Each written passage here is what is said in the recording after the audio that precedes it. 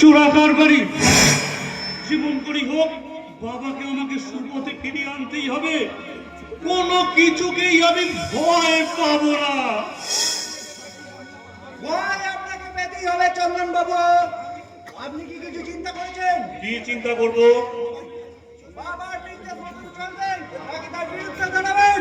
বাবার নির্দেশ মতো চলবো কিনা সেটা বাবাকে জানাবো, তোমাকে নয়। আমাকেই জানাতে হবে। কেন? কেন?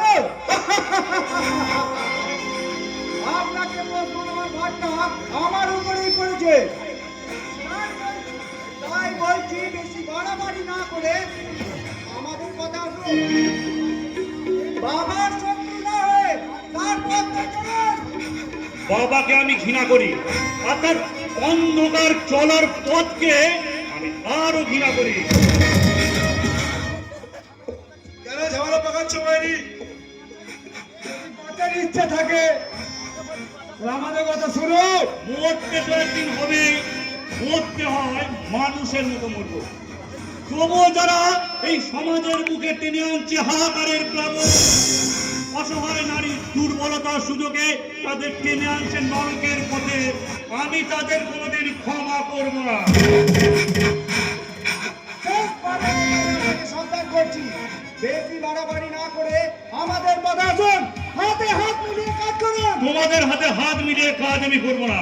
তোমাদের ওই নোংরা হাত আমি জুতো দিয়ে মারিয়ে দেবো। আমাদের সঙ্গে মানুষ কোনোদিন কাজ করতে পারে না। হাত দুটো ভালো করে শক্ত করে ধর। মানুষের সঙ্গে মানুষের পরিচয়টা ভালো করে ছেড়ে দিন।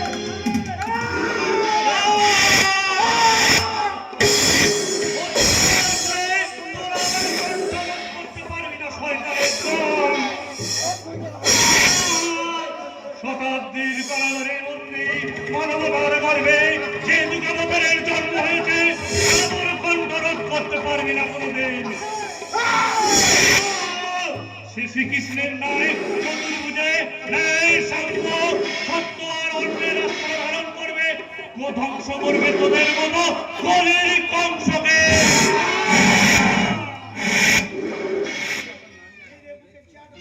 মেরে মুখে চারানা মুখের ভাতা মিলিয়ে দেবো জীবনের পথে।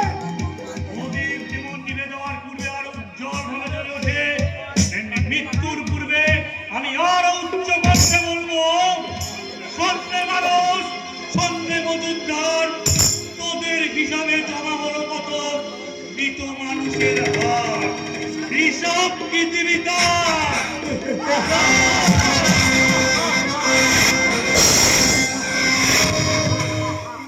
প্রিয়াকে আমার কেড়েছিস তোরা, ভেঙেছিস ঘর বাড়ি, সে কথা আমি জীবনে মরণে এখনো বলতে পারি।